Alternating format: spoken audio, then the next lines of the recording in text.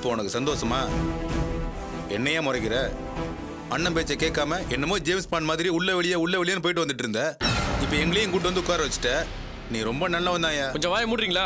இந்த வேலையை நீ முதலே செஞ்சிருந்தா நாங்களாவது உள்ள வராம இருந்திருப்போம்.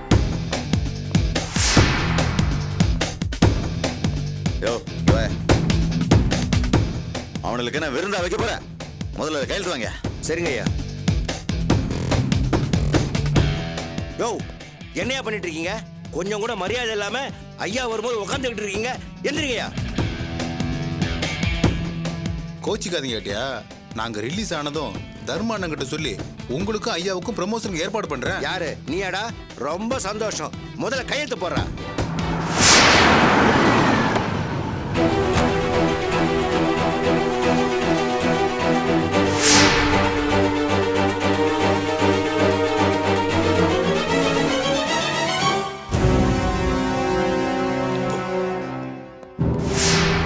Hello sir. வாங்க. நானே உங்களுக்கு ஃபோன் பண்ணலாம்னு நினைச்சேன். நீங்க சொன்ன மாதிரி தர்மனோட கூட்டாளிங்க அத்தனை பேரையும் அரெஸ்ட் பண்ணி கொண்டு வந்துட்டோம். மேடத்தை டார்ச்சர் பண்ணது அவங்க தானே, கொஞ்சம் பார்த்து சொல்லுங்க. சார் அதெல்லாம் வேணாம் சார், அவங்கள ரிலீஸ் பண்ணுங்க.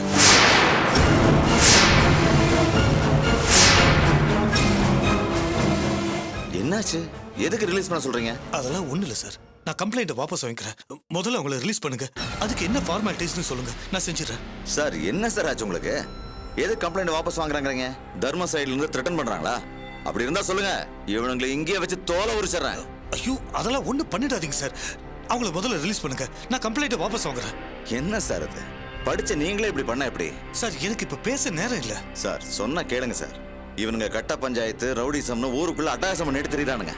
நீங்க மட்டும் கொஞ்சம் கோஆபரேட் பண்ணீங்கன்னா இவங்க கொட்டை தடக்கி வெளியவே வர முடியாதபடி பண்ணிடுவேன். சார் எனக்கு இப்ப அதுக்கெல்லாம் நேரம் இல்லைன்னு சொல்றேன் இல்ல சார். இவங்களால ஃபியூச்சர்ல ஏதாவது ப்ராப்ளம் வரும்னு பயப்படுறீங்களா? இப்ப தர்மம் மட்டும்தான் வெளியே இருக்கான். இன்னும் 2 ஹவர்ஸ்ல அவனே அரெஸ்ட் பண்ணிடுவான். அவனால உங்களை ஒன்னும் பண்ண முடியாது சார். ஒரே ஒரு தடவை கோர்ட்டுக்கு வந்து சாட்சி மட்டும் சொல்லுங்க, மத்ததெல்லாம் நான் பாத்துக்கிறேன். இல்ல சார், எங்களால போலீஸ் ஸ்டேஷன் கோர்ட்டுன்னு அலைய முடியாது. அவங்க எங்களை பிளாக்மெயில் பண்ணாங்க, அது உண்மைதான். இப்ப அவங்களே காம்ப்ரமைஸா போலான்னு சொல்றாங்க. எனக்கும் அதான் சரின்னு படுது சார். நீங்க கமிஷனர் கிட்ட பேசி கமிஷனர் எங்கிட்ட ஸ்ட்ரிக்டா சொன்னதுனாலதான் இவங்க எல்லாத்தையும் அரெஸ்ட் பண்ணி உள்ள வச்சிருக்கேன். இப்ப நீங்க சொன்னீங்க நான் உங்களை ரிலீஸ் பண்ணா நான் வேணா கமிஷனர் கிட்ட பேசவா? இல்ல சார் வேண்டாம். இப்போ உங்களுக்கு என்ன வேணும்? அவங்கள ரிலீஸ் பண்ண அவ்வளவுதானே? ஆமா சார். கம்ப்ளைண்ட்டை வாபஸ் வாங்கிக்கிறேன்னு ஒரு லெட்டர் எழுதி கொடுத்துட்டு போங்க. யோ, இவங்க கிட்ட எழுதி வாங்கிட்டு அவங்களை வெளியே அனுப்பியா?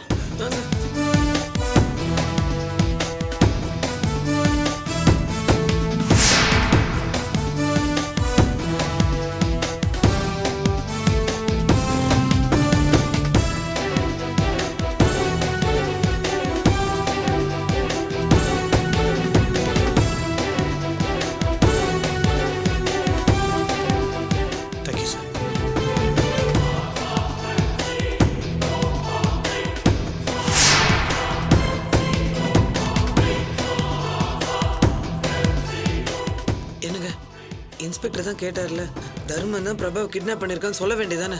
அதெல்லாம் ஒண்ணும் வேண்டாம். அங்க தர்மம் பிரபா கழுத்துல கத்தி வச்சு மிரட்டிக்கிட்டு இருக்கான். முட்டாள்தனமா ஏதாவது பண்ணி பிரபா உயிரோட விளையாட சொல்றியா? முதல்ல தர்மனுக்கு ஃபோன் பண்ணு. அங்க அவனை ஏதாவது பண்ணி தொலைக்க போறான். வா வண்டியில இரு.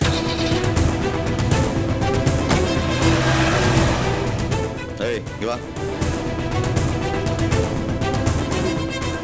ஈவினிங்குள்ள வண்டிக்குண்டான காசை கொண்டு வந்து கொடுத்துட்டு போ.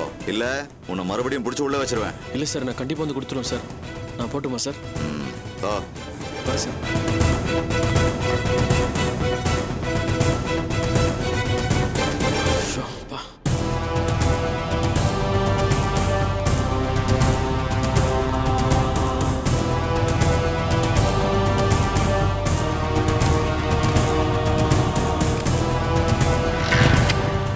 அர்ஜென்ட் வேலையை போயின்னு இருக்கேன். அண்ணன் சொல்ல நான் வந்து பார்க்குறேன்னு. ரொம்ப முக்கியம். நீ வராமலே இரு. நாடும் நல்லா இருக்கும், நாங்களும் நல்லா இருப்போம். என்னப்பா இது? நம்மளை அரெஸ்ட் பண்ணி இன்னும் 1/2 மணி நேரம் கூட ஆகல, அதுக்குள்ள அவங்க அலறடிச்சு ஓடி வந்து நம்ம மேல கொடுத்த கம்ப்ளைண்ட் வாபஸ் வாங்கிட்டாங்களே. அண்ணனை யார் நினைச்சீங்க? நம்ம அண்ணன் அங்க இருந்தாலும் அடி இங்க விழுகும். அதனாலதான் புருஷன் முன்னாடி 2 பேரும் 4 கால் பாய்ச்சல்ல வந்து கம்ப்ளைண்ட் வாபஸ் வாங்கிட்டு போயிருக்காங்க. ஏன்பா அண்ணா அப்படி என்னப்பா பண்ணிருப்பாரு? போனை எடுத்து வாழ்க பாரதம் அப்படின்னு சொல்லியிருப்பாரு. கேட்கும் போதே அதிருது இல்ல? வீடும் போட்டிருக்கு, போன் பண்ணாலும் எடுக்க மாட்டாங்க. இப்ப என்னடி பண்றது?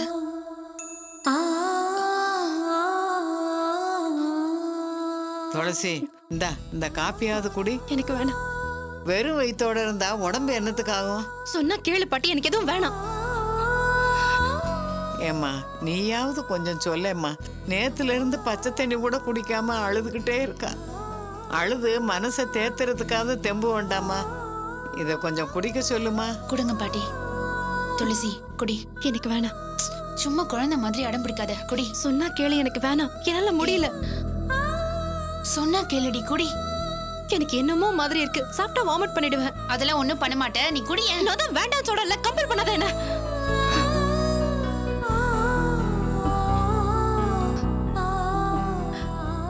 எனக்கு எதுவும் சாப்பிடணும்னு தோணலடி. ஒரு மாதிரி படபடப்பா என்னமோ மாதிரி இருக்கு. எனக்கு எப்படி சொல்றதுன்னே தெரியல. ரொம்ப பயமா இருக்கு தீபா. என்னால முடியல. இது பாரு, நீ சாப்பிடாம இருக்கிறதுனால தான் படபடப்பா இருக்கு. எவனாவது வம்பு பண்ண கணத்துல அறையறதுக்காவது உடம்புல ஸ்ட்ரென்த் வேணும்ல. இந்தா கொஞ்சம் குடி துளசி. சூடா குடிச்ச உடம்புல தெம்பு இருக்கும். எனக்கு என்ன சொல்றதுன்னே தெரியல. நடக்கிற இன்சிடென்ட்ல பார்த்தா எதிர்காலத்தை நினைச்சு எனக்கு ரொம்ப பயமா இருக்கு தீபா. ஏய், எதுக்கு இப்ப தேவையில்லாம பயப்படுற? மதியத்துக்குள்ள பணம் தரலனா என்ன வீட்டுக்கு தூக்கிட்டு போயிடுவேன்னு மிரட்டுறாங்க. அப்படி மட்டும் நடந்துட்டா நான் உயிரோடவே இருக்க மாட்டேன். ஏய், ஏன் அப்படி எல்லாம் பேசுற? யார் உன் மேல கை வைப்பா? வச்சு பாக்கட்டும், அப்புறம் என்ன பண்றேன்னு பாரு. சும்மா பணத்தை வாங்குறதுக்காக தான் அப்படி எல்லாம் மிரட்டுவாங்க. யாரும் அப்படி எல்லாம் பண்ண மாட்டாங்க. அதுவும் இல்லாம தமிழ் தான் பணத்தை ரெடி பண்ணிட்டு வரேன்னு போயிருக்காருல. தைரியமா இரு.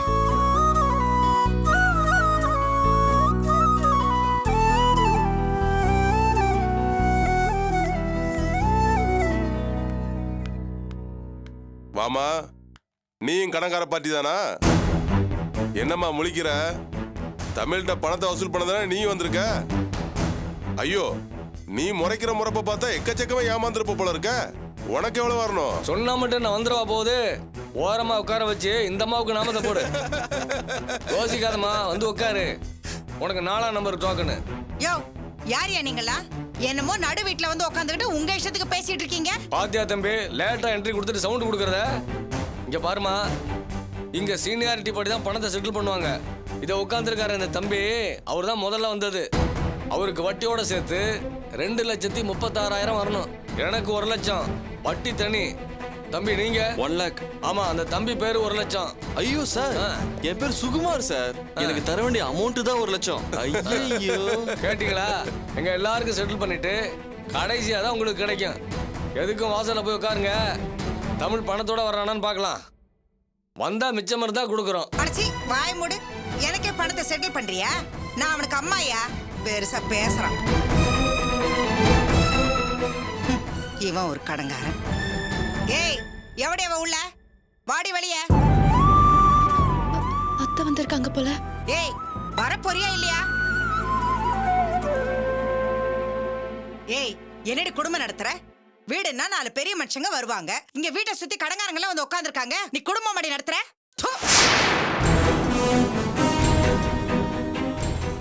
படிக்கிற காலத்திலேயே அவனை மயக்கி திருட்டு தாலி கட்ட வச்ச. நீ வந்த நேரம் அவனுக்கு இருந்த வேலை போயிடுச்சு. அதோட விட்டுக்கலாம்ல. தனி குடுத்தனம் பண்றேன்னு சொல்லி கூட்டிட்டு வந்துட்டு கண்ட இடத்துல எல்லாம் கடனை வாங்க வச்சு இப்ப அவனை மொட்டை அடிச்சு ஒண்ணு இல்லாம பண்ணிட்ட. பாருமா, உனக்கு தான் வாய் இருக்குன்னு பேசாத. உன் மகனை யாரு மொட்டை எடுத்தது சொல்ல? வேற யாரு? இதோ நிக்கிறாளே, இவளும் உன் குடும்பமும் சேர்ந்துதான் அவனை ஒண்ணு இல்லாம ஆக்கிட்டீங்க. கல்யாணத்துக்கு முன்னாடியே அவங்கிட்ட படிப்பு செலவுன்னு சொல்லி காசை கறந்தவங்க தானே நீங்க எல்லாரும். அட்டைப்பூச்சி உறிஞ்சிற மாதிரி குடும்பமே உட்காந்து அவன் ரத்தத்தை உறிஞ்சினா அவனை என்னதான் பண்ணுவான்? உங்களால கண்ட இடத்துலயும் கடன் வாங்கி இப்ப அவன் தலைமறைவா இருக்கிறான். புருஷனே ஓடி போயிட்டான். நீ எல்லாம் இன்னும் எதுக்கு உயிரை வச்சிட்டு இருக்க? எங்கேயா போய் செத்து தொலை வேண்டிதானே?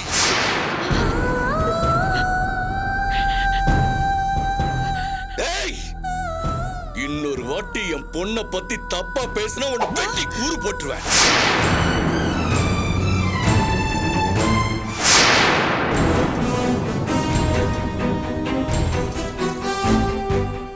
என்ன சொன்ன?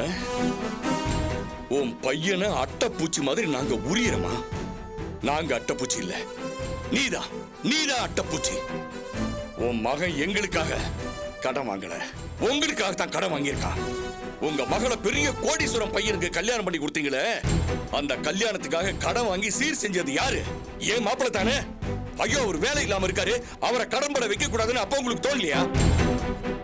கல்யாணத்துக்கு முன்னாடி சம்மந்தின்னு ஒருத்தனை தலையில தூக்கி வச்சுக்கிட்டு ஆடினீங்களே, அந்த ஆளு உங்க மகனை வெட்ட போய் ஹாஸ்பிட்டல் செலவுக்காக உங்க மகன் கடன் வாங்கினாரு. அவரை கண்டபடி பேசி கடன் வாங்க வச்சது நீங்க. அன்னைக்கு சரி இன்னைக்கு சரி மகன் கஷ்டப்படுறானேன்னு ஒரு நாளாவது துடிச்சிக்கலாம் இல்ல? எப்ப சந்தர்ப்பம் கிடைக்கும் இவரை திட்டலான்னு எதிர்பார்த்துக்கிட்டே இருக்கீங்க. குடும்ப லட்சணத்தை பத்தி பேசுறதுக்கு உங்களுக்கு எந்த தகுதியும் இல்ல. வேண்டாம், இதுக்கு மேல பேச கொஞ்சம் கூட வாய் கூசாம எங்களாலதான் கடன் பட்டான்னு சொல்றீங்களே. மகன் கொடுத்த பணத்தை வச்சுக்கிட்டு மகனுக்கு கல்யாணத்தை பண்ணி முடிச்சிட்டு எங்கட அட்டை பூச்சின்னு சொல்றீங்களே, வெக்கமா இல்ல உங்களுக்கு? யோ, அவன் ஏன் மகன் எங்களுக்கு செலவு செய்வான், அத பத்தி நீ பேசாத. என்னமோ நீதான் அவனை காப்பாத்தி கரை சேர்த்த மாதிரியே பேசிட்டு இருக்க. அவன் கஷ்டப்படுற காலத்துல என்னமோ பணத்தை குடுக்கற மாதிரி கொடுத்து உன் பொண்டாட்டி அனுப்பி அந்த பணத்தை திருப்பி வாங்கிக்கிட்டவன் தானே நீ. அதோ நிக்கிறாங்களே அந்த கடங்காரங்களே பரவாயில்லைங்கிற அளவுக்கு உன் பொண்டாட்டி நாக்குல நரம்பு இல்லாம பேசிட்டு போனா.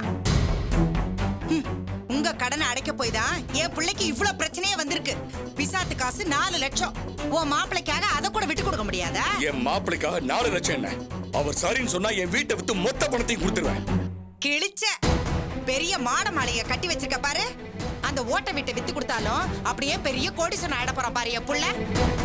அப்பவே நான் அவங்கிட்ட தலைப்பாட அடிச்சுக்கிட்டேன். இந்த பிச்சைக்கார குடும்பத்துல சகவாசம் வச்சுக்காத உருப்படவே முடியாது. பேசாதீங்க. நீங்க என்ன பெரிய ஜமீன் பரம்பரையா? அப்படியே இருந்தா உங்க அரண்மனையை வித்து உங்க மகனை காப்பாற்ற வேண்டியதானே? மாணிக்கா, எதுக்கு தேவையில்லாம பேசிக்கிட்டு இருக்க விடு. பின்ன என்னம்மா, நானும் போனா போதும் பொறுத்துக்கிட்டு இருந்தா அவங்க இஷ்டத்துக்கு பேசிட்டு போறாங்க. மாப்பிள்ளை நமக்காக கடன் வாங்கினாரு. சரியா?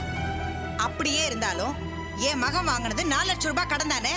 வந்திருக்க கடன்காரங்க அதுக்கு மேல இல்ல சொல்றாங்க. அதெல்லாம் யாருக்காக வாங்கினது? ஓ மகனுக்காக தானே. விளங்காத இவளை படிக்க வைக்கிறதுக்காக இன்னும் எத்தனை காலத்துக்கு அவன் கடன் வாங்கி கஷ்டப்பட போறானோ. இத பாருங்க, உங்க மகனை பத்தி நீங்க என்ன வேணாலும் பேசுங்க. ஆனா என் மகளை பத்தி பேசுறதுக்கு உங்களுக்கு எந்த விதமான ரைட்ஸும் கிடையாது. முடிஞ்சா உங்க மகனுக்கு நீங்க உதவி செய்யுங்க, இல்ல பேசாம இருங்க. அவரை நாங்க பாத்துக்கிறோம். யோ, நீ என்ன என் மகனை பாத்துக்கிறது? என் மகனை எப்படி காப்பாத்தணும்னு எனக்கு தெரியும். இப்பவே மொத்த காசை கொண்டு வந்து இவங்க மூஞ்சில விட்டேறீன. நான் மட்டும் என் மகன் கடனை அடைச்சிட்டா உன் மகன் ஒரு நிமிஷம் கூட இந்த வீட்டுல இருக்க கூடாது. அத நீங்க சொல்லாதீங்க.